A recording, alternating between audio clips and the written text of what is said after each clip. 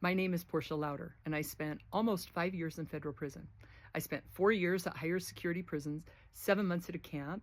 I spent some time in a county jail, some time in the SHU, which is the special housing unit, and I also spent time on Con Air and chains and shackles being transferred all over the country to different prisons. And I talk about my experiences. And it was hard. There were a lot of things about that experience that were hard and painful. And there was also things about that experience that were good. The connection that I shared with the other women, the woman that I became, the time to study and read and prepare to come home. So I've been home now for 6 years, and I wrote a book about my experiences. It's called Living Louder, A Compassionate Journey Through Federal Prison. If you're interested, you can check it out on Amazon or Audible. And also, I go to prisons, and I get to speak and share my experiences. And so here's some of the things that I learned.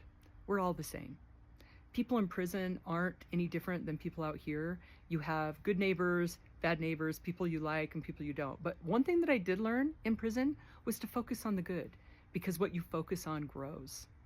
So I'm going to try to explain what real estate fraud is, because everybody asks that question and it's complicated. It's hard to explain.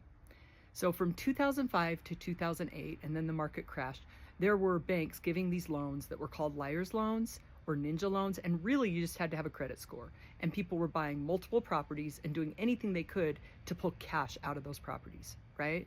And you could state your income and they would accept that stated income. You could say that you were going to move into it owner occupied and not move into it. And the banks knew, everybody knew, and we all were a part of this problem. Well, then the market crashed and the feds decided to start investigating, and I was one of those people. And I was frustrated because I was a facilitator. I wasn't the mortgage broker. I wasn't licensed. I was an investor. And I felt like it was unfair. This is something that I've learned. It just doesn't matter. Life isn't fair. They pick who they pick. And still, I was culpable and I was responsible for what I chose to do. But that took a few years in prison to get to. So I am going to continue to try to explain this real estate fraud. I have other videos. I think people want to know because it's probably happening again. It will always happen. As long as there's opportunity to try to figure out how to game the system, it will always happen.